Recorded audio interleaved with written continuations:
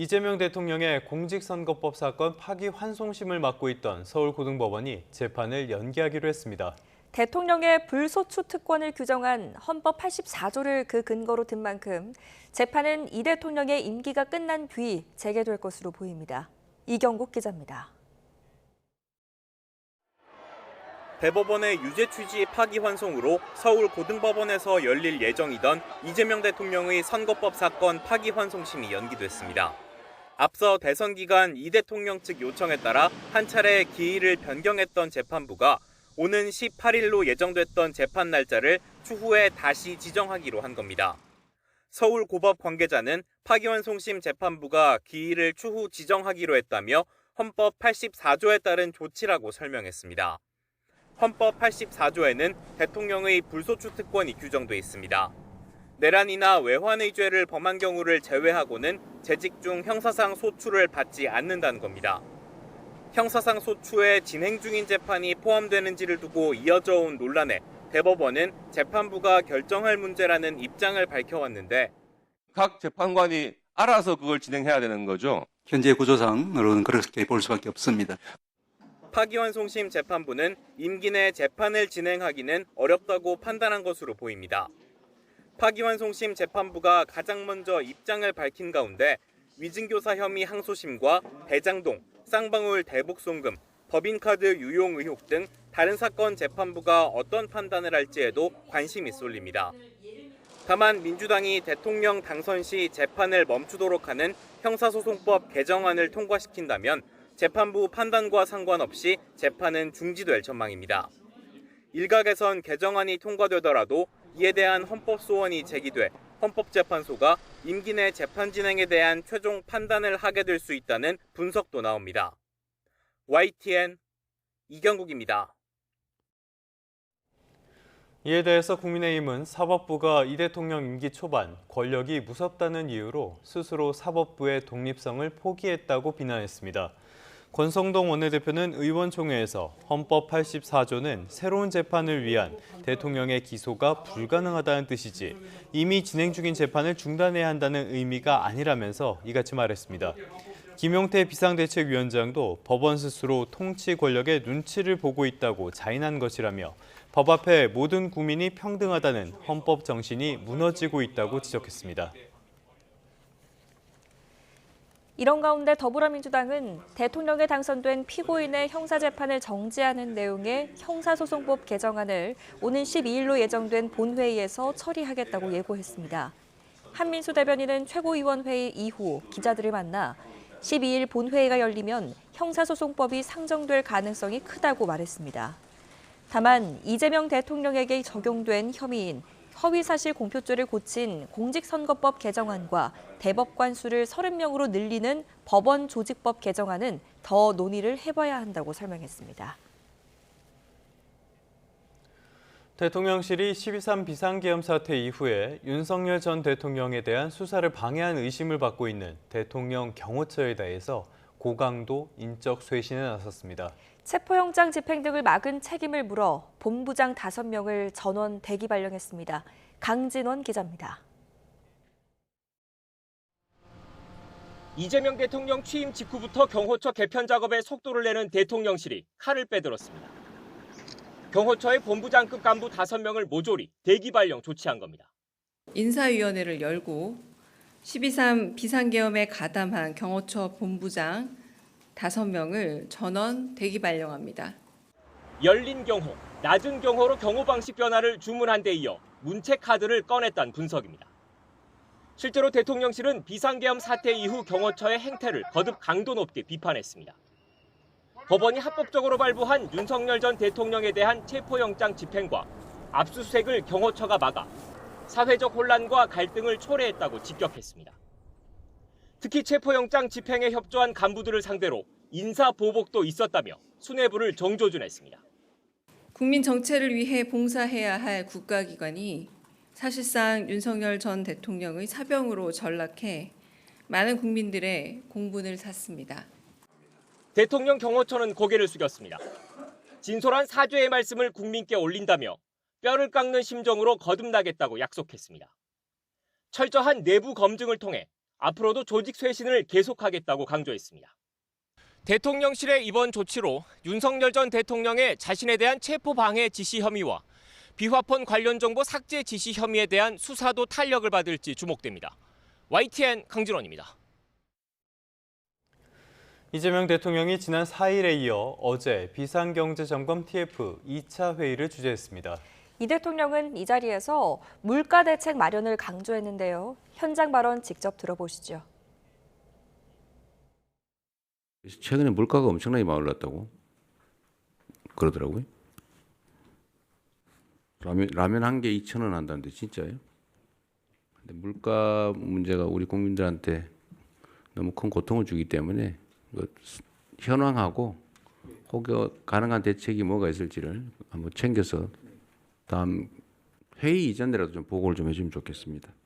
또 여러분이 하는 일이 얼마나 세상에 크게 영향을 미치는지 책임감도 각별히 한번 더 가져주시기를 다시 한번 부탁드립니다. 보신 것처럼 이재명 대통령이 신속한 물가 안정을 주문했죠. 더불어민주당은 당 내부에 물가 관리 전담 조직을 구성해 대응하기로 했습니다. 민생경제 회복을 위해 2차 추가 경정 예산 처리에 당력을 집중하기로 하고 국민의힘에도 초당적 협력을 촉구했습니다. 황보혜경 기자입니다. 최근 먹거리 물가 고공행진에 출범 즉시 비상경제점검 TF를 가동해 물가 안정화에 나선 이재명 정부. 민주당도 정부 기조에 맞춰 당 차원의 물가관리 TF를 구성해 국민이 체감할 수 있는 대책을 마련하기로 했습니다. 계란도 4년 만에 최고치로 오르며 한 판에 1만 원 시대, 이른바 급난이 되었습니다. 물가 안정이 곧 민생 안정의 출발점이 되어야 합니다. 물가 안정과 함께 경기 회복을 위한 2차 추경안 처리도 강조하고 나섰습니다. 35조 원 규모 추경을 주장해왔던 만큼 1차 추경 14조 원을 제외한 20조 원 규모가 예상됩니다. 또 전국민 25만 원 민생회복지원금 등 소비 진작책을 통해 경기 부양 효과를 노린다는 계획입니다. 이 경우 지원금에만 13조 원가량이 들 거로 추산돼 2차 추경 규모는 30조 원 수준까지 확대할 수 있습니다. 민주당 정책위 핵심 관계자는 YTN과의 통화에서 정부 재정 여건이 허락하는 한 추경 규모를 확대하는 게 바람직하다고 밝혔습니다.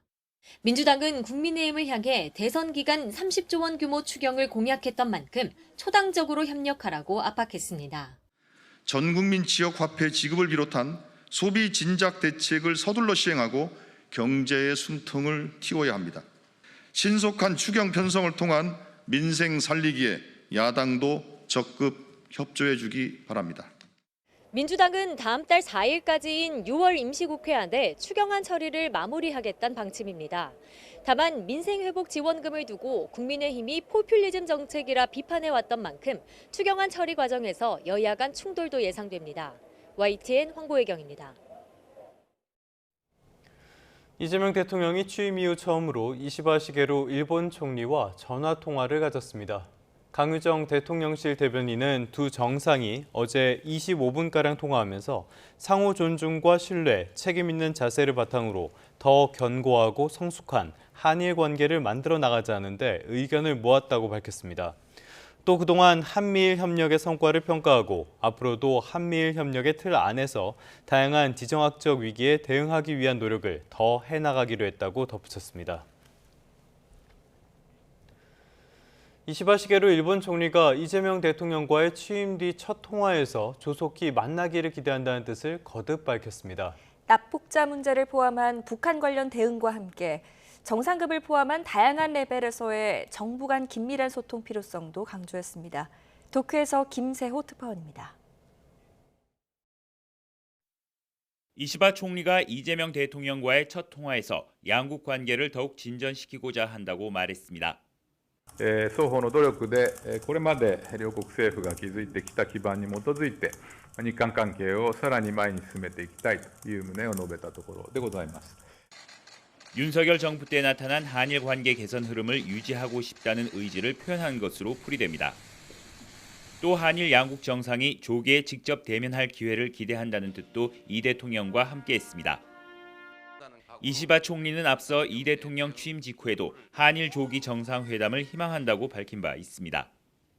日韓首脳会談というものはなるべく早急に行う方が良いし、それはシャトル外交の重要性というのは韓国がどのような政権であっても変わることはないと。 일본 언론들은 그동안 새로 출범한 한국 정부의 대일 기조에 기대와 우려를 동시에 나타내며 한일 정상 간 첫 통화를 주시해왔습니다. 우선 이 대통령이 실용 외교로 통한 한일, 한미일 협력의 중요성을 강조하는 부분은 긍정적으로 평가하고 있습니다. 하지만 과거사 등의 원칙적인 대응을 밝히면서 갈등 재현의 소지가 있다고 보고 있습니다. 일본 정부 역시 이재명 정부에서 윤석열 정부 때와 같은 기조를 기대할 수 없다는 분위기가 지배적인 것으로 알려져 있습니다. 이 밖에 이시바 총리는 이 대통령과 납북 문제를 포함한 대북 대응에 긴밀히 협력하기를 희망한다고 밝혔습니다. 한일 양국은 오는 15일에서 17일 캐나다에서 열리는 G7 정상회의 기간 첫 대면을 통해 서로의 의중을 본격적으로 파악해 나갈 것으로 보입니다. 도쿄에서 YTN 김세우입니다. 일본인 10명 가운데 6명은 이재명 대통령 취임 이후 한일 관계에 변화가 없을 것으로 생각하는 것으로 나타났습니다. NHK는 6일에서 8일 18세 이상 1,201명을 대상으로 한 전화 여론조사에서 이 대통령 취임 이후 한일 관계에 대해 응답자 59%가 변하지 않을 것으로 전망했다고 보도했습니다. 이번에는 윤 전 대통령 쪽으로 시선을 돌려보겠습니다. 지난 4월 내란 우두머리 혐의 2차 공판 이후로는 침묵을 지키던 윤 전 대통령이 법정에서 직접 자신의 의견을 밝혔습니다.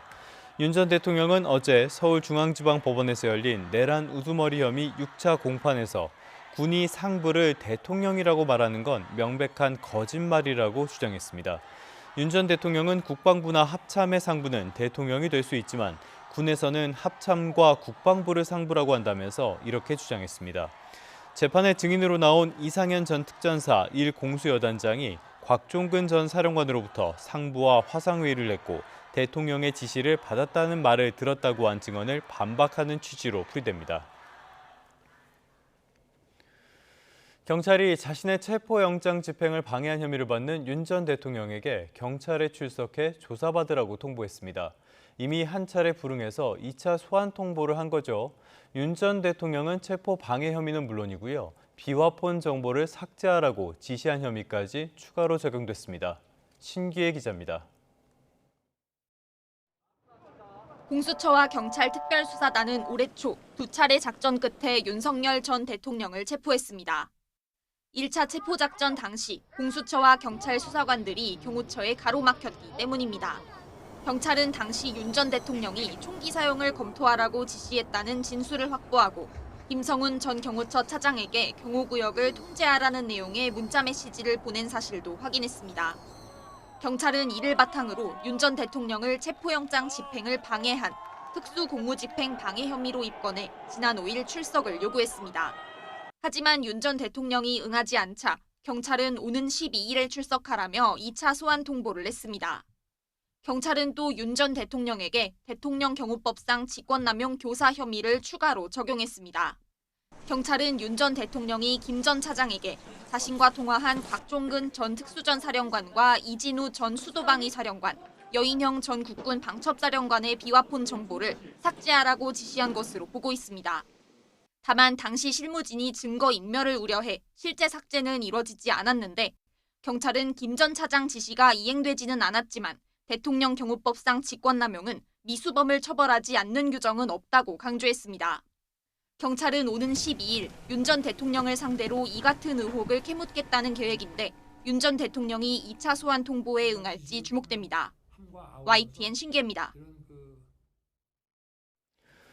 경찰 특수수사단은 경호처로부터 이미 제출받은 비화폰 서버 기록과 계엄 당시의 국무회의장 CCTV 등에 대한 분석을 대부분 마쳤다고 밝혔습니다. 비화폰 서버 기록에서는 윤 전 대통령이 지난해 12월 3일 비상계엄 선포 직후 조지호 전 경찰청장과 김봉식 전 서울경찰청장, 군사령관들에게 직접 전화한 기록이 확인됐습니다. 또 김용현 전 국방부 장관과 함께 비상계엄을 사전 모의한 혐의를 받는 노상원 전 정보사령관의 비화폰 정보가 지난해 12월 5일 삭제된 사실도 확인했습니다.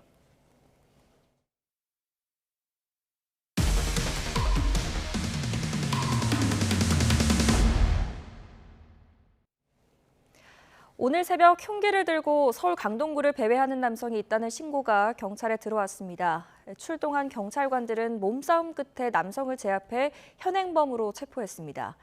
밤사이 화재도 곳곳에서 발생했는데 사건 사고 소식을 전현우 기자가 보도합니다. 새벽 2시를 넘긴 시각 서울 강동구 길거리에서 경찰관 4명이 젊은 남성을 에워쌌습니다. 이 남성의 손엔 흉기가 들려 있었고 경찰은 진압봉까지 동원하며 흉기를 내려놓으라며 남성을 설득합니다. 경찰들이 제압에 나설 때까지 남성은 흉기를 놓지 않았습니다. 결국 이 남성은 현행범으로 체포됐습니다. 다행히 흉기 난동으로 피해를 입은 사람은 없었고 경찰은 범행 동기 등을 조사하고 있습니다. 모두가 잠든 새벽 시간 사이렌 소리가 요란합니다. 새벽 2시 20분쯤 김포시 사우동에 있는 19층짜리 아파트 12층에서 불이 난 겁니다. 잠에서 깼죠. 주민들 다 깼을 겁니다. 아마. 뻥뻥 터지는 소리도 들리고요. 총소리처럼 터지는 소리도 들리고. 아파트 주민 20여 명이 급히 대피한 가운데 연기를 마시거나 타박상 등을 입은 6명이 병원에 옮겨졌습니다. 소방은 관할 소방서 인력 전부를 동원하는 대응 1단계를 발령해 40분 만에 진화를 마치고 화재 원인을 조사 중입니다. 건물 위로 검붉은 연기가 뿜어져 나옵니다. 밤 11시쯤 인천 용현동 1층짜리 단독주택에서 불이 나 1시간 만에 꺼졌습니다. 집에 있던 주민 1명이 대피해 다친 사람은 없었지만 건물은 모두 불탔습니다. YTN 정현우입니다. 어제 오후 6시쯤 인천 부평구 청전동에 있는 19층짜리 아파트 15층에서 불이 나 30분 만에 진화됐습니다. 불이 난 세대의 거주민은 외출한 상태였고 주민 75명이 대피했는데 다친 사람은 없었습니다.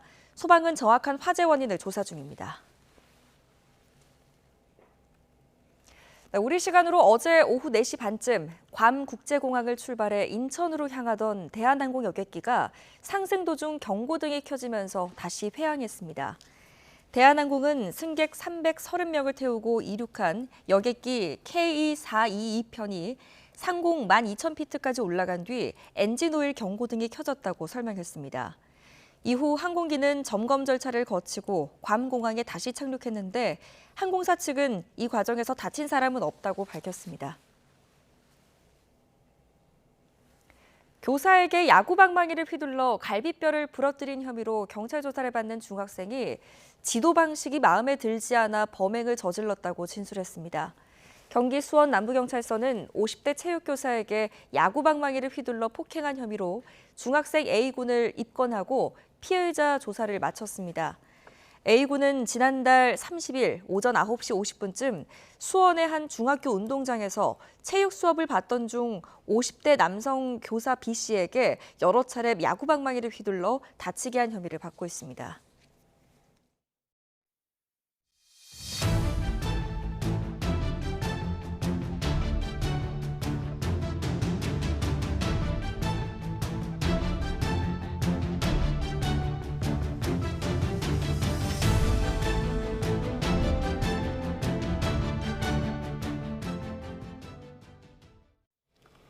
네, 영국 런던에서 열린 미국과 중국의 고위급 무역 협상 그 첫날 회담이 종료됐습니다. 그동안 서로를 압박해왔던 수출 제한 문제를 집중 논의한 것으로 전해졌습니다. 뉴욕으로 가보겠습니다. 이승윤 특파원, 미중 무역 협상 첫날 회의가 끝났네요. 네, 그렇습니다. 미국과 중국이 수출 통제를 주요 의제로 영국 런던에서 고위급 무역회담의 첫날 일정을 마무리했습니다.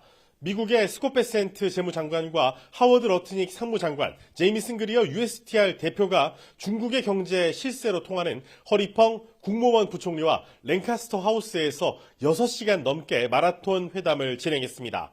트럼프는 미국식 협상단으로부터 좋은 보고를 받고 있다면서도 중국은 쉽지 않다고 덧붙여서 경계심을 늦추지 않았습니다. 앞서 미중 양국은 지난달 10일에서 11일 스위스 제네바에서 열린 1차 고위급 무역 협상에서 90일 동안 서로 관세를 115%포인트씩 낮추기로 합의했습니다. 또 중국은 미국이 상호 관세에 대응해 시행한 비관세 조치를 해제하기로 했는데 미국은 중국이 핵심 광물과 히토류의 수출 통제를 유지하고 있다면서 중국의 합의 위반을 주장해왔습니다. 세계 히토류 공급을 사실상 지배하는 중국은 히토류 광물 7종과 이를 활용한 연구자석의 대미 수출을 사실상 전면 중단했습니다. 이에 미국 자동차, 전자산업에 비상이 걸리자 트럼프 대통령은 지난 5일 시진핑 중국 국가주석과 이 문제를 논의하면서 중국발 공급망 차질을 막는 데 주력해왔습니다.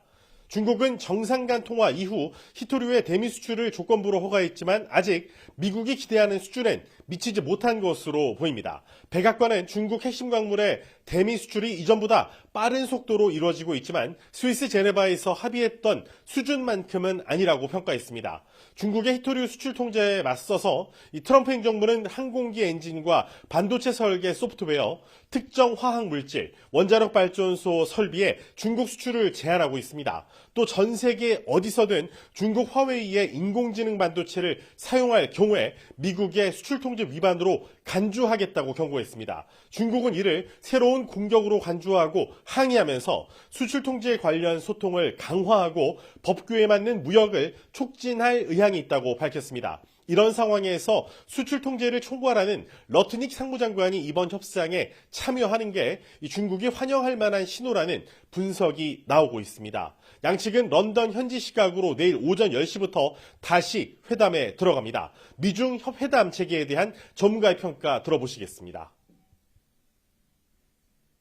They both, I think, believe that a face-to-face meeting could be good to further clear the air about what is actually holding things back. Be the best way to get the countries to make some real meaningful progress as they go forward. 시장 반응은 어땠습니까? 네, 우량주 중심의 다우존스 지수는 1.11포인트, 퍼센트로는 0.00% 내린 반면에 대형주 중심의 S&P 500 지수는 0.09% 상승했습니다. 기술주 중심의 나스닥 지수는 0.31% 올랐습니다. 이렇게 혼조세로 그치고 또 보합세에 그친 건 뉴욕 증시에서 세계 1, 2위 경제 대국인 미국과 중국의 무역 협상에 대한 투자자들의 기대와 우려가 교차하는 것으로 풀이됩니다. 트럼프 행정부가 중국산 관세율을 145%에서 30%로 대폭 인하했고 관세 전쟁 휴전은 소비자 심리에 긍정적인 영향을 미치고 있습니다. 실제로 5월 뉴욕 연방준비은행이 조사한 1년 기대 인플레이션이 3.2%로 전월 대비 0.04%포인트 하락했는데 관세 전쟁 휴전의 여파로 풀이됩니다. GDS 자산운용은 무역 갈등이 해소될 것으로 예상한다면서 여름엔 주가가 2월의 최고치를 돌파해도 놀랍지 않을 것으로 내다봤습니다. 반면 JP모건은 문제가 여전히 남아있다면서 무역 전쟁이 벌어지고 있고 경기 둔화 조짐도 보인다며 경계심을 늦추지 않았습니다. 실제로 미국 상무부가 발표한 4월 도매 재고는 9,087억 달러 수준으로 전월 대비 0.2% 증가해 관세 강화 전에 이 재고 급증이 물가 압력 요인으로 작용할 수 있다는 분석이 나오고 있습니다. 지금까지 뉴욕에서 YTN 이승윤입니다. 네, 다시 이재명 대통령 소식 살펴보겠습니다. 이재명 대통령의 선거법 위반 사건 파기환송심 재판이 임기 내에는 진행되지 않을 가능성이 커졌습니다. 서울고등법원은 오는 18일로 예정됐던 이재명 대통령의 공직선거법 위반 사건 파기환송심 재판의 기일을 변경하고 다음에 다시 지정하기로 했다고 밝혔습니다. 또 이러한 조치는 헌법 84조에 따른 것이라고 설명했는데요. 이 헌법 84조에는 대통령은 내란이나 외환의 죄가 아니면 재직 중에 형사상의 소출을 받지 않는다고 명시하고 있습니다. 진행 중인 재판에도 이게 적용이 되는 것인지를 두고는 논란이 있었습니다. 이런 결정을 두고 여야의 반응이 확연히 엇갈렸습니다. 여당이 된 더불어민주당은 환영의 뜻을 일단 밝히면서도 개별 재판부의 판단인 만큼 현직 대통령의 재판을 정지하는 입법을 계속 추진하겠다고 강조했고요. 반대로 야당은 사법부가 권력에 굴복했다면서 날을 세웠습니다. 강민경 기자입니다. 지난주 경기에서 민주당은 이재명 대통령의 공직선거법 파기환송심 날짜를 재판부가 추후 지정으로 바꾼 데 대해 지극히 당연한 결과라고 강조했습니다. 대통령 불소추 특권을 명시한 헌법 84조에 따라 재임 기간만큼은 민생에 집중할 수 있도록 조치했던 겁니다. 그러면서도 사법부 차원이 아닌 개별 재판부 판단이란 점을 정조준했습니다. 이 대통령에게 공선법 외 다른 재판도 있는 만큼 대통령 재직 기간 형사재판 절차 정지를 법으로 규정하는 형사소송법 개정안 처리를 계속 추진하겠다는 뜻을 재확인했습니다. 헌법 해석에 있어서 자의성이라는 측면에서 보면 법원이 명확하게 그 문제에 대해서 재판이 중단된다는 명확한 해석을 하는 게 필요하겠습니다. 임기 내 사법 리스크 논란이 없도록 못을 박겠다는 건데 민주당은 오는 12일 본회의에서 이 법안을 처리하는 방안을 유력하게 검토하고 있습니다. 형사소송법은 상정돼서 상정될 가능성이 높습니다. 조금 더 논의를 해봐야 될 것 같습니다. 반면 국민의힘은 사법부를 향해 집중 포화를 퍼부었습니다. 법원이 권력의 바람이 불기도 전에 알아서 누워버렸다며 사법부 역사의 오점으로 남을 거라고 비판 수위를 끌어올렸습니다. 두고 사법부의 흑역사로 남을 것입니다. 대통령 권력 앞에 자발적으로 무릎을 꿇은 판사의 이름이 법학 교과서에 두고 박제될 것입니다. 국민의힘은 헌법 84조가 보장하는 대통령 불소추 특권과 관련해 이미 진행 중이던 형사재판은 포함되지 않는다는 논리를 펼치고 있습니다. 이번 서울고법재판부의 결정이 잘못됐다며 검찰에 항고를 촉구하는 배경입니다. 헌법 제84조 해석을 둘러싼 논쟁이 엇갈리는 만큼 최종 심인, 대법원의 최종 결론을 구할 필요가 있습니다. 국민의힘은 형사소송법 개정을 예고한 여당을 향해서도 사법부를 하명기관으로 여기는 거냐며 대응에 나서겠다고 예고했습니다. 다만 현실적으로 107석 소수 야당인 국민의힘이 여론전을 제외하면 쓸 수 있는 카드가 마땅치 않다는 점은 고민스러운 측면으로 꼽힙니다. YTN 강민경입니다. 대법원의 이재명 대통령 공직선거법 사건 상고심 선고 이후에 불거진 논란을 놓고 결론을 내리지 못했던 전국법관 대표회의가 오는 30일에 다시 임시회의를 열기로 했습니다. 원격 회의 방식으로 진행되는 이번 임시회의에서는 공정한 재판과 재판 독립 침해 우려 등 이 대통령 선거법 사건 상고심 판결을 둘러싸고 불거진 논란이 다시 한번 다뤄질 예정입니다. 국민의힘이 대선 패배 이후에 당 쇄신 방안 등을 두고 의원총회를 열어서 격론을 벌였습니다. 하지만 뚜렷한 결론을 내지는 못했습니다. 차기 원내대표 선출을 앞두고 내홍 격화 우려가 커지는 가운데 이른 시일 안에 의원총회를 다시 열어서 수습책 논의를 이어갈 것으로 보입니다. 오늘도 예정돼 있습니다. 김철희 기자가 보도합니다. 대선 패배 뒤 두 번째로 열린 국민의힘 의원총회. 5시간 넘는 마라톤 회의에도 명확한 결론에 도달하진 못했습니다.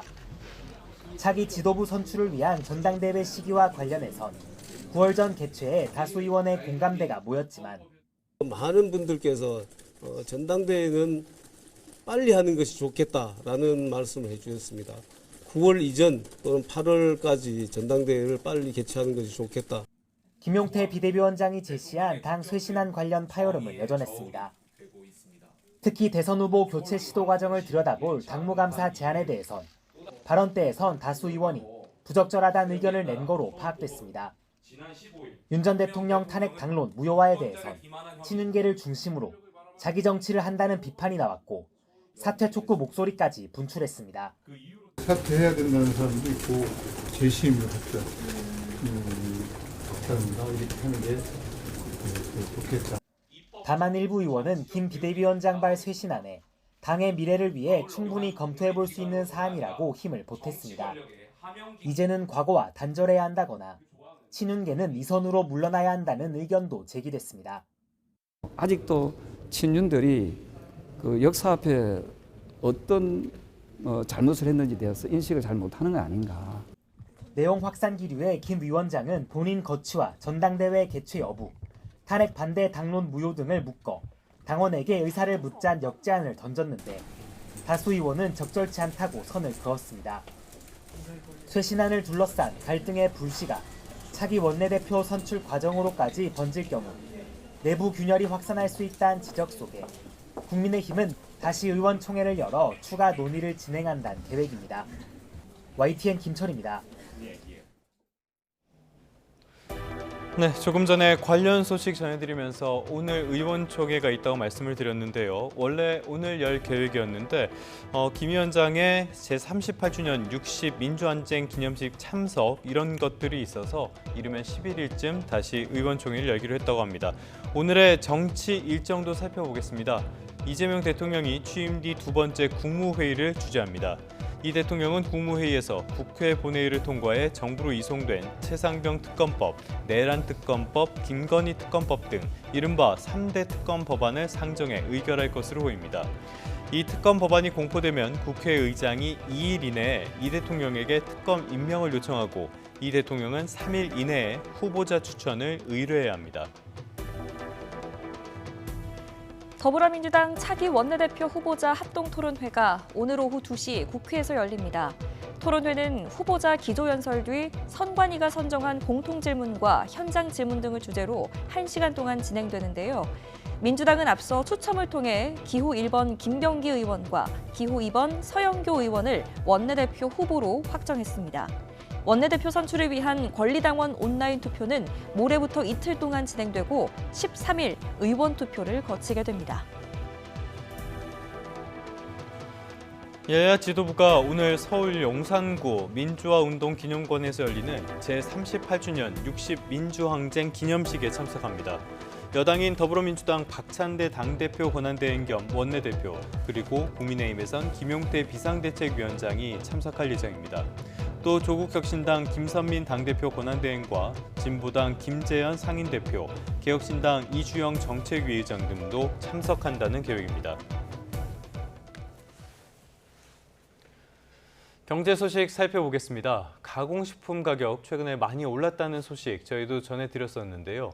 이번에는 고기와 달걀 같은 축산물 가격 오름세도 심상치 않다는 소식 전해드리게 됐습니다. 지난달 35개월 만에 가장 큰 상승폭을 기록했는데요. 이번 달 역시 가격이 안정되기는 힘들어 보입니다. 오동건 기자가 취재했습니다. 소고기 가격을 비교하다 그냥 내려놓는 소비자. 포기한 이유는 비싼 가격 때문입니다. 자꾸 들었다 놨다 할 정도로 물가가 많이 오르고 소고기 값도 너무 많이 올라가지고 주부들이 정말 구매하기가 너무 어렵습니다. 지난달 돼지고기와 소고기 가격이 크게 오르며 축산물 물가 상승률이 6.2%로 집계됐습니다. 최근 3년 내 가장 큰 상승폭이었습니다. 여기에 이미 많이 올라버린 달걀은 산란계 고령화와 각종 질병으로 인한 생산성 저하로 당장 가격 안정이 힘든 상황입니다. 축산물 가격 오름세는 6월에도 이어질 것으로 예상됩니다. 농촌경제연구원은 이번 달 달걀은 최대 18.5%, 소고기는 8.6%까지 오를 것으로 전망했습니다. 한우도 사육 마리수가 줄어 3분기 도축 마리수는 전년보다 2.7% 내외 감소할 것으로 전망되어 3분기 거새우 지육 도매 가격은 전년보다 상승한 킬로그램당 19,000원 내외 수준이 전망됩니다. 정부는 축산물 공급 확대를 위해 돼지고기 10,000톤, 계란 가공품 4,000톤의 할당 관세를 적용하고 마트 등과 협력해 할인 행사를 이어가고 있습니다. 또 가격 담합 등 불공정 거래엔 강도 높은 처벌까지 예고했습니다. 하지만 삼계탕과 삼겹살 등 육류 소비가 크게 늘어나는 여름철을 맞아 효과는 제한적일 것으로 보입니다.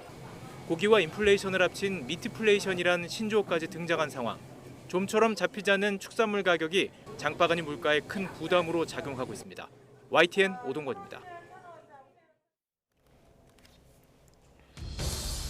경제 한 줄 뉴스입니다. 국내 매출 상위 상장사 1,000곳의 지난해 합산 영업이익이 역대 최대를 기록했습니다.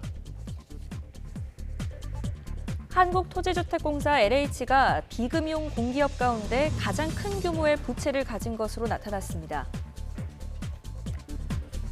지난해 퇴직연금 적립금이 처음으로 400조 원을 넘어섰고요. 퇴직연금 연간 수익률이 지난해 4.8%로 한 해 전보다 0.5%포인트 하락했습니다. 미국 트럼프 행정부가 철강 알루미늄 품목 관세를 50%로 인상한 가운데 정부가 관세 압박에 총력 대응하기로 했습니다. 금융감독원이 부동산 프로젝트 파이낸싱 PF 담당 임직원에게 성과 보수를 관련 법규에 따라 적절히 이연에 지급하지 않은 6개 증권사 대표 등에게 무더기로 제재 조치를 내렸습니다. 오늘부터 3자녀 이상 다자녀 가족은 공항 출국장을 이용할 때 우선 출국 서비스를 이용할 수 있습니다. 지금까지 경제 한 줄 뉴스였습니다. 오늘도 낮 동안 더운 날씨가 이어지겠습니다. 현재 서울 기온은 19.9도로 비교적 선선하게 출발하고 있는데요. 한낮 기온은 26도까지 오르겠고 습도가 높아 다소 후텁지근하겠습니다. 또 대구의 기온은 33도까지 치솟는 등 영남 지방은 한여름 더위가 나타나겠습니다. 야외 활동 시 유의하시기 바랍니다. 오늘 오전까지 대체로 구름 많은 가운데 서해안을 중심으로는 안개가 짙게 끼겠고요. 경기 남부와 영서 남부, 충북 북부는 빗방울, 그리고 제주도에는 5에서 20mm의 비가 이어지겠습니다. 현재 기온 살펴보겠습니다. 현재 서울 기온 19.9도, 대전은 20.3도로 출발하고 있고요. 한낮 기온 살펴보면 서울이 26도, 대전과 광주 29도, 대구는 33도까지 오르겠습니다. 내일부터는 다시 전국적으로 30도 안팎의 더위가 나타나겠고요. 모레 제주도를 시작으로 주 후반에는 충청 이남에 비가 내릴 전망입니다. 날씨였습니다.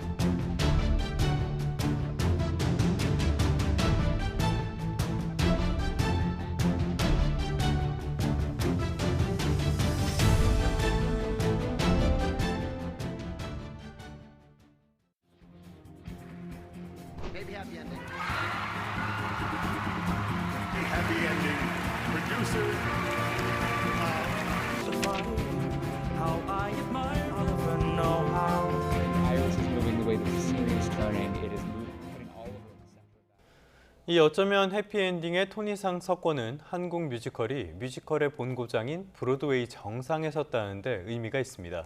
1995년 처음 정식 라이선스를 받아 뮤지컬 아가씨와 건달들을 국내 무대에 올린 지 30년 만의 쾌거입니다. 박순표 기자가 한국 뮤지컬의 발자취를 짚어봤습니다.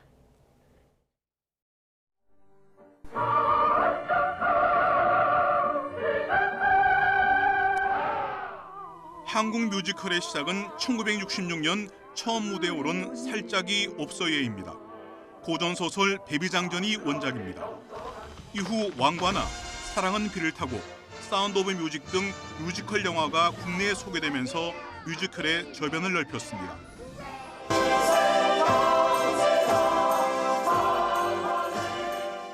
한국 뮤지컬의 본격적인 출발은 1995년입니다.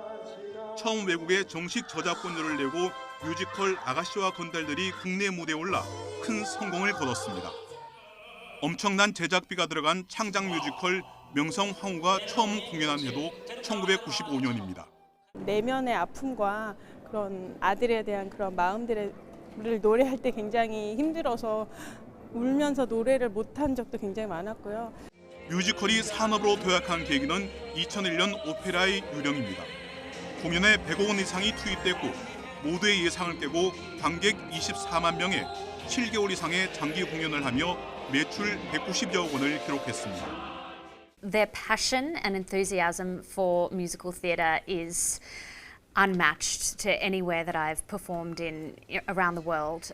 With 7 years more life experience under my belt and hopefully bring more depth to Christine.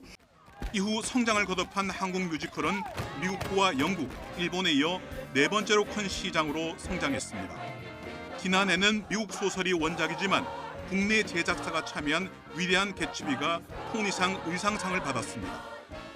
이번에 토종 뮤지컬 어쩌면 해피엔딩이 작품상을 비롯한 6개 부분을 석권하면서 한국 뮤지컬이 명실공히 세계의 정상에 우뚝 서게 됐습니다. YTN 박순표입니다. 다음 소식입니다. 새 정부 출범 이후에 이른바 허니문 랠리가 어제까지 나흘째 이어졌습니다. 외국인의 집중 매수로 장중한 때에는 2,860선을 돌파하기도 했습니다. 손여정 기자입니다. 2,840선에서 출발한 코스피는 거래일 기준 나흘 연속 상승세를 이어갔습니다. 장중 한때 2,867.27 최고치를 기록했는데 국내 증시가 2,860선을 돌파한 건 지난해 7월 이후 11개월 만입니다. 이후 기관의 차익 실현으로 상승폭이 주춤하며 2,850선으로 장을 마감했습니다. 주가를 끌어올린 건 외국인의 매수였습니다. 개인과 기관은 각각 2,300억 원과 7,200억 원어치를 팔아치웠지만 외국인은 하루 동안 1조 원 가까운 9,700억 원어치 주식을 사들였습니다. 시가총액 상위 기업들도 덩달아 오름세를 보였습니다. 삼성전자는 2달여 만에 6만 원대를 회복했다가 5만 9,800원으로 거래를 마쳤고 SK하이닉스와 현대차도 각각 2%와 4%가량 상승했습니다. 코스피 지수가 단기간 2,850선으로 뛰어올라 상승폭이 줄어들 순 있지만 당분간 훈풍이 계속될 거란 전망이 적지 않습니다. 정책 기대감이 유효한 상황이고 원화가 강세를 보이고 있기 때문에 외국인 입장에서 굉장히 투자하기 유리한 환경이다. 코스닥 지수도 1% 뛴 764.21로 마감하며 나흘 연속 상승했습니다. 서울 외환시장에서 원달러 환율은 8개월 만에 1,350원 초반대로 내려앉았습니다. 새 정부의 상법 개정 재추진과 경기 회복을 위한 2차 추경 기대감으로 우리 증시는 연고점을 연일 새로 쓰고 있습니다. YTN 손효정입니다. 오늘의 경제 일정입니다. 한국은행이 지난 4월 기준 우리나라의 경상수지 흑자 규모를 오늘 발표합니다. 경상수지는 지난 3월까지 23개월 흑자를 기록했는데요. 3월의 흑자폭은 역대 세 번째로 큰 규모였습니다. 4월 경상수지 흑자폭은 외국인 배당 지급 그리고 미국의 관세 정책 영향으로 3월보다는 줄어들 것으로 보입니다. 오늘부터 3자녀 이상 다자녀 가족은 공항 출국장을 이용할 때 우선 출국 서비스를 이용할 수 있습니다.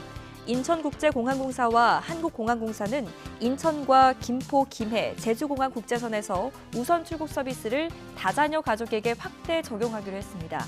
적용을 위해선 출국장에서 신분증과 함께 석 달 안에 발급된 가족관계 증명서나 주민등록본을 제시해야 합니다. 농림축산식품부가 소상공인의 배달 서비스 활성화를 위해 오늘부터 소비 쿠폰 사업을 시작합니다. 공공배달앱을 통해 외식업체에서 2만 원 이상씩 3차례 주문하면 다음 주문에 이용할 수 있는 만원 쿠폰을 소비자에게 지급합니다. 농식품부는 쿠폰 650만 장을 선착순으로 지급하며 신규 이용자 확대를 위해 배달앱별로 1인당 월 1회로 제한할 예정입니다. 국내 최대 규모 아시아 4대 식품 전시회로 꼽히는 서울푸드 2025가 오늘부터 나흘 동안 일산 킨텍스에서 개최됩니다. 45개국 1,600여 개 기업이 참여한 가운데 미국과 동남아시아 등 해외 바이오 300개사가 2억 5천만 달러 규모의 수출 상담을 진행하게 될 텐데요. 또 대체육과 저당식품 등 우수한 미래식품 기술을 선보인 20개 기업의 특별 홍보관도 선보입니다.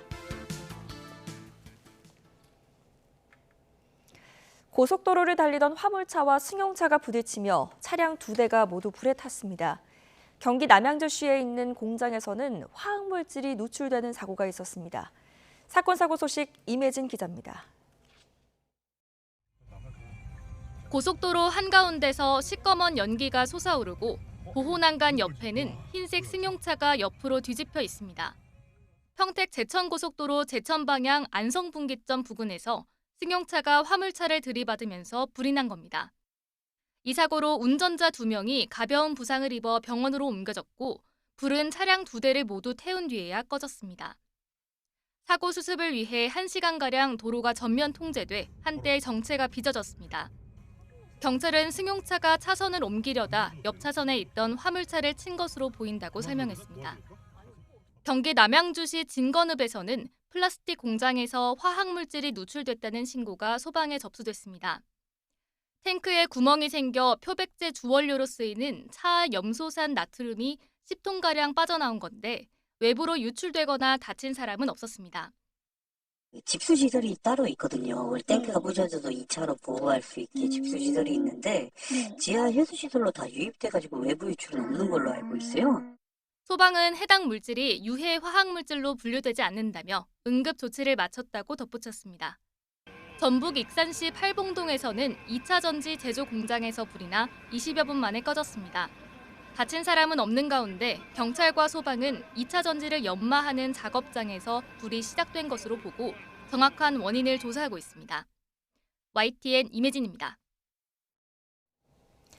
정부가 최근까지 접경 지역에서 대북 전단을 날려보낸 민간단체를 향해 유감을 표하고 살포 중단을 강력히 요청했습니다. 전단 살포를 막지 않았던 전임 정부 때와 태도가 달라진 건데요. 남북 간의 긴장을 해소하겠다는 새 정부의 의지가 반영된 것으로 보입니다. 나혜인 기자입니다. 통일부가 지난 4월부터 대북전단 살포를 이어온 납북자 피해가족연합회에 살포 중단을 공식 요청했습니다. 정부의 자제 요청에도 지난 2일 또다시 전단 살포를 강행했다며 유감의 뜻을 밝혔습니다. 이는 한반도 상황에 긴장을 조성하고 접경 지역 주민의 생명과 안전을 위협할 수 있으므로 전단 살포 중지를 강력히 요청합니다. 정부가 대북전단 살포 중단을 공식 요청한 건 2023년 9월 헌법재판소의 대북전단 금지법 위헌 결정 이후 처음입니다. 윤석열 정부는 전단 살포를 금지하는 게 표현의 자유 침해에 해당한다는 당시 헌재 결정을 근거로 민간단체의 활동을 막지 않았습니다. 전단 등 살포 문제는 표현의 자유 보장이라는 헌법재판소 결정의 취지를 고려하여 접근하고 있습니다. 변하지 않던 정부 기류는 지난해 12월 윤석열 전 대통령 탄핵 정국을 계기로 조금씩 달라졌습니다. 신중한 판단을 요구하며 사실상 살포 자제를 요청했고 한반도 상황의 안정적 관리를 위해 다양한 긴장 요인들을 점검하고 지난 12일 전단 단체들에게 신중한 판단을 요청한 바 있습니다. 새 정부가 들어서자 강력 중단 요청으로 입장을 바꾼 겁니다. 남북 간 긴장을 해소하기 위해 상호 연락망을 복원하고 대북전단 살포와 확성기 방송 중단을 시사한 이재명 대통령의 구상이 반영된 거로 보입니다. 합동참모본부는 확성기 방송 중단 여부는 북한의 행동에 달렸다는 기존 입장을 재확인하며 안보 상황을 고려해 정부 차원에서 종합적으로 검토할 거라고 밝혔습니다. YTN 나인입니다.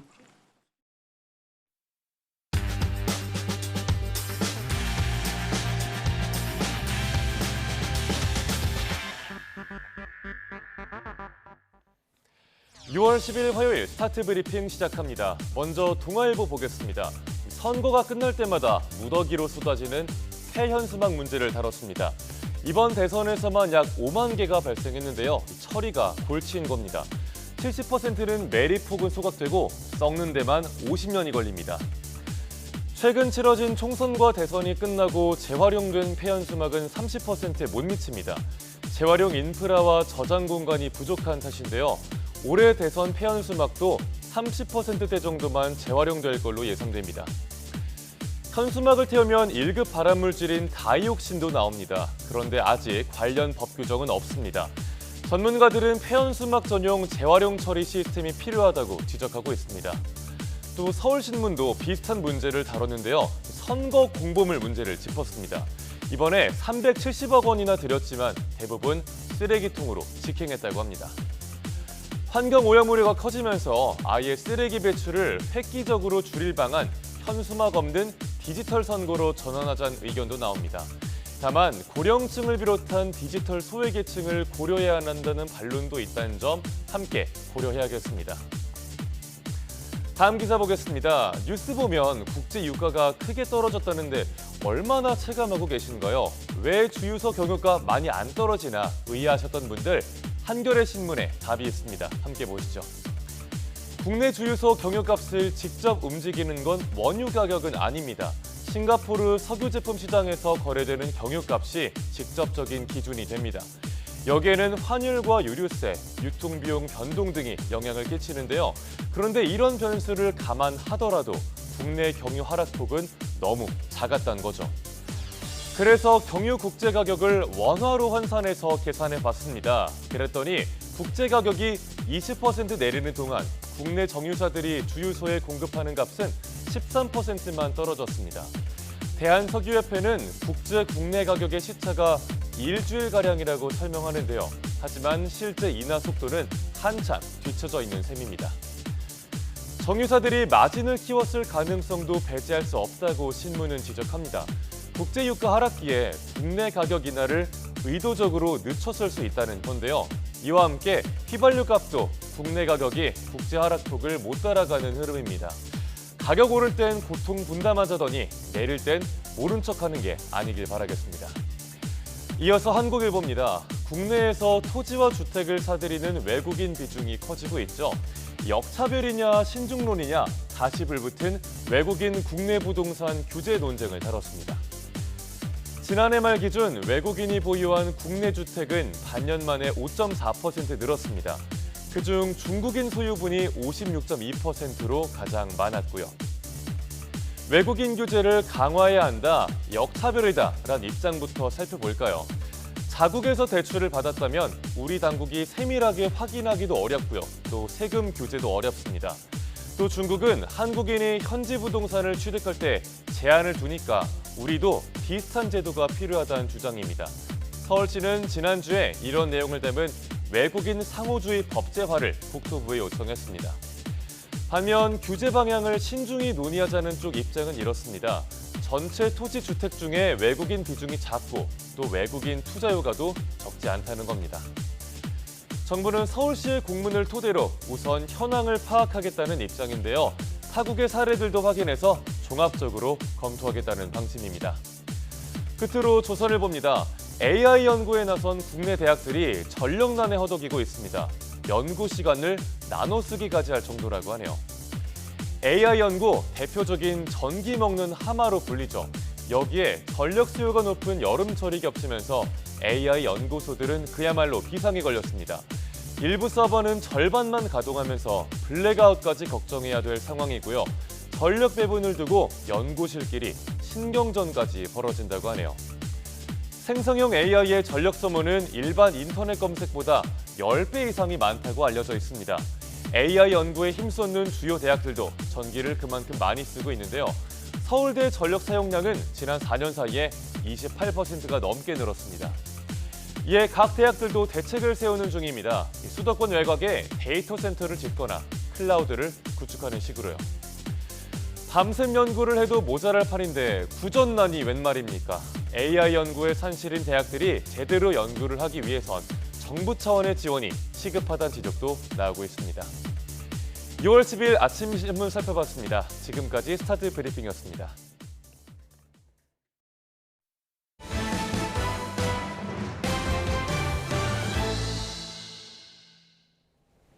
다음 소식입니다. 미국 LA에서 트럼프 행정부의 불법 이민자 단속에 반대하는 시위가 나흘째 계속되고 있습니다. 트럼프 대통령은 주 방위군을 투입한 건 훌륭한 결정이었다며 강경 진압 의지를 밝히고 있는데요. 한인들은 33년 전 LA 폭동 사태가 또 반복되지는 않을지 우려하고 있습니다. LA 현지 연결해서 이 시각 상황 살펴보겠습니다. 홍상희 특파원, LA 시위가 나흘째 계속되고 있습니다. 지금 홍 특파원이 나가 있는 곳은 어디입니까? 네, 말씀하신 대로 LA 도심 곳곳에서 동시다발적인 시위가 진행되고 있습니다. 저는 LA 글로리아 몰리나 그랜드 공원을 나와 지금은 미 연방 이민국이 있는 연방 건물에 나와 있습니다. 시위대가 차츰 이곳으로 모여들고 있는데요. 제 뒤로 보시면 주 방위군과 대치하고 있는 시위대들의 모습을 볼 수 있습니다. 차량들도 국기들을 흔들면서 이 시위대를 지지하고 있는 모습을 볼 수 있습니다. 시위대가 체포되어 있는 연방구치소 근처이기도 합니다. 이 시각 현재 이민국 앞에는 트럼프 대통령이 배치를 명령한 주 방위군들이 출입구를 지키고 있습니다. 시위대들은 이들에게 물러나라며 목소리를 높이고 있습니다. 시민들도 차량 경적을 울리면서 국기를 흔들며 체포된 시위대의 석방 촉구와 이민자들에 대한 지지를 표시하고 있습니다. 경찰은 주변 도로를 통제하고 헬기를 동원해 만일의 사태에 시위자들을 해산시키기 위한 준비를 하고 있어서 이 도시 전체에 긴장감이 감돌고 있습니다. 일부 시위대들은 행진을 벌이며 미 이민세관 단속국 ICE의 이민자 대규모 단속을 규탄하고 있습니다. 지금까지 평화로운 시위가 진행되고 있어 경찰 병력과의 충돌은 일어나지 않았지만 이 날이 서늘해지면 다시 시위대가 한 곳에 모일 수 있어 긴장을 놓기는 힘든 상황입니다. 네, 이번 LA 시위는 트럼프 대통령의 대규모 불법 이민자 단속으로 촉발이 됐는데 뉴섬 캘리포니아 주지사와 충돌하는 모양새라고요. 네, 게빈 뉴섬 캘리포니아 주지사 차기 민주당 대선 주자로 부상하고 있는 인물이죠. 이 뉴섬 주지사는 트럼프 대통령이 주 방위군의 통제 권한을 가진 자신이 요청하지도 않았는데 이 배치를 명령해 시위를 격화시켰다고 비난하고 있습니다. 뉴섬 주지사는 X에 올린 글에서 이 상황은 트럼프가 원했던 것이라면서 트럼프에 대해 소송을 제기할 것이라고 밝혔습니다. 트럼프 대통령도 맞받았습니다. 오늘 백악관에서 기자들과 만나 이 국경차르인 톰 호먼이 불법 이민 단속을 방해할 경우 뉴섬 주지사와 카렌 베스 LA 시장을 체포할 거라고 말한 데 대해 의견을 묻자 이 자신이라면 체포하겠다고 말했습니다. 직접 들어보시겠습니다. I would do it if I were Tom. I think it's great. Gavin likes the publicity, but I think it would be a great thing. He's done a terrible job. Look, I like Gavin Newsom. He's a nice guy, but he's grossly incompetent. 주 방위군을 배치한 것에 대해서도 트럼프 대통령은 폭동 대처를 위해 주 방위군을 파견한 건 훌륭한 결정이었다고 말하기도 했습니다. 뉴욕타임스는 트럼프 대통령이 불법 이민자 단속에 반대하는 LA 시위대에 강력히 대응하면서 이 정치적 기회를 보고 있다고 분석했습니다. 네, 걱정되는 점이 또 하나 있습니다. LA는 재외동포들이 상당히 많이 거주하고 있는 지역인데 지금까지 들어온 피해 소식은 없습니까? 네, 그렇습니다. 다행히 지금까지 한인이 당한 피해 소식은 없는 것으로 파악되고 있습니다. 이번 시위는 이민 단속국이 한인타운 근처 홈디포 매장 앞에서 불법 이민자 단속에 나서면서 시작이 됐습니다. 한인타운은 시위가 이어진 LA 도심으로부터 불과 15분 정도밖에 떨어져 있지 않습니다. 세계 최대의 코리아타운이 자리 잡고 있는 LA에는 현재 32만 명이 넘는 재외동포가 거주하고 있습니다. 이번 이 미 이민세관 단속국의 단속 과정에서 아직 우리나라 국적자나 이 미국 국적을 가진 한인이 체포된 사례는 현재까지는 없는 것으로 확인됐습니다. 외교부도 이번 사태와 관련해 우리 국민의 체포나 피해 사례는 파악되지 않았다고 밝혔습니다. 다만 일부 매장들이 단속 대상은 된 것으로 알려졌습니다. 히스패닉 등 이민자를 고용한 재외동포의 경우 이민 당국의 급습 작전에 피해를 입지 않을까 우려하고 있는 모습입니다. 특히 이곳 한인사회는 지난 1992년 LA 폭동으로 2,300여 개의 업소가 불에 타거나 약탈당했고 이 4억 달러, 약 1조 3,570억 원의 막대한 당시 재산 피해를 입기도 했습니다. 때문에 LA에서 생활터전을 지켜온 재외동포들은 이 33년 전의 악몽이 반복되지 않을지 역력한 긴장의 모습을 보이고 있습니다. 이런 가운데 트럼프 대통령의 장남 트럼프 주니어는 트루스 소셜에 1992년 LA 폭동 당시 한인들이 상점을 지키기 위해 무장한 채 옥상에 올라 상점을 지킨 사진을 올리기도 해 논란이 빚어지고 있습니다. 지금까지 LA에서 전해드렸습니다. 최근에 뉴욕 증시 분위기는 꽤 괜찮았습니다. 트럼프 2기 출범 이후에 엉망진창이죠. 방금 보신 것처럼 이렇게 엉망진창인 정책 때문에 우려가 컸는데요. 생각보다 꾸준히 강한 모습을 보여주는 미국 경제의 영향이었죠. 간밤에는 어땠을까요? 큰 움직임은 없었습니다. 다우는 하락했는데 0%대 하락이고요. S&P 500과 나스닥은 상승했습니다. 오른 폭도 내린 폭도 크지 않았습니다. 왜 이런 관망세를 보였을까요? 역시 미국과 중국의 무역회담이 가장 큰 배경이었습니다. 합의일지, 파행일지, 어떤 결론이 나올지가 불확실하니까 시장도 뚜렷한 방향성을 잡기가 어려웠을 겁니다. 지난달 이른바 제네바 합의 이후에 미국과 중국의 무역 협상은 교착 상태에 빠져 있었습니다. 그러다가 트럼프와 시진핑이 전화통화를 하면서 협상에 활로가 생겼습니다. 이번에는 수출 통제 문제가 주로 다뤄진 것으로 보이는데요.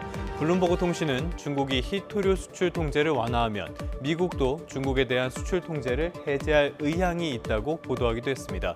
첫날 협상은 마무리가 됐고요. 현지 시각으로 10일 오전 10시에 다시 만날 예정인데요. 두 나라의 최근 분위기를 볼 때 섣불리 나서기보다는 일단 상황을 조금 더 지켜보는 게 좋겠습니다. 물가 지표도 살펴보겠습니다. 뉴욕 연방준비은행이 조사한 결과인데요. 경제 주체들이 내다본 1년 물가 전망, 그러니까 기대 인플레이션이 3.2%로 집계됐습니다. 한 달 전보다 0.4%포인트 하락했는데요. 3년과 5년 기대 인플레이션도 둔화했습니다. 아무래도 트럼프가 연일 관세 정책에서 후퇴하면서 물가 우려도 잦아든 영향이겠죠. 일단 시장은 이번 주에 나올 5월 물가 지표를 대기하고 있습니다. 케빈 애시 국가경제위원회 위원장은 이 지표가 최근 흐름 수준으로 나온다면 연방준비제도에 많은 압박이 가해질 것이다 라고 말하기도 했는데요. 금리 인하를 거듭 압박한 셈입니다. 끝으로 애플 주가 살펴보겠습니다. 간밤에는 애플의 대규모 행사인 세계 개발자 회의 WWDC 2025가 있었습니다. 매년 열리는 행사인데요. 이 자리에서 애플은 혁신적인 기술과 신제품도 공개하면서 시장의 관심과 기대를 받아왔습니다. 이번에는 리퀴드 글래스라는 투명한 느낌의 디자인을 선보였는데요. 투자자가 원했던 소식은 디자인 정도가 아니었습니다. 안 그래도 밀리고 있는 인공지능 분야에서 혁신이 있을지 이 부분을 기대했는데 사실상 새 소식이 그냥 없는 수준이라 이 부분에서는 실망스럽다는 반응이 압도적입니다. 심지어 이 디자인 평가도 호불호가 갈리는 수준이었고요. 결국에 간밤의 주가는 1% 넘게 하락했는데요. 아무리 위대한 기업이라도 혁신을 소홀히 한다면 무너질 수도 있다는 점 우리 기업들도 잊어서는 안 되겠습니다. 지금까지 3분 뉴욕 증시였습니다. 오늘 아침 출근길도 서울이 19.9도로 비교적 선선하게 출발하고 있습니다. 하지만 낮 동안에는 더위가 이어지겠는데요. 서울 한낮 기온이 26도로 어제보단 낮겠지만 습도가 높아서 다소 후텁지근하겠고요. 영남 지방은 대구가 33도까지 치솟는 등 한여름 더위가 나타나겠습니다. 현재 서울 등 중북부 지방은 대체로 흐린 가운데 오전부터 낮 사이 5mm 미만의 비나 약한 빗방울이 떨어질 수 있겠고요. 산발적인 비가 이어지고 있는 제주도에는 오전까지 5에서 20mm의 비가 더 내리겠습니다. 현재 기온 살펴보겠습니다. 현재 서울 기온 19.9도, 대전은 20.3도로 출발하고 있고요. 한낮 기온은 서울이 26도, 광주 29도, 대구는 33도까지 치솟겠습니다. 또 오후부터 대체로 맑은 하늘이 드러나면서 곳곳에서 자외선 지수와 오존 농도도 짙게 나타나겠습니다. 내일부터는 다시 전국적으로 30도 안팎의 더위가 나타나겠고요. 모레 제주도에서 비가 시작돼 금요일에는 충청 이남 지방에, 주말에는 전국으로 비가 확대할 전망입니다. 오늘 오전까지 서해안을 중심으로 가시거리 200m 미만의 매우 짙은 안개가 끼겠습니다. 이 지역에 계신 분들은 출근길 교통안전에 유의해 주셔야겠습니다. 지금까지 YTN 윤수빈입니다. 뉴스타트 3부 잠시 뒤에 계속됩니다.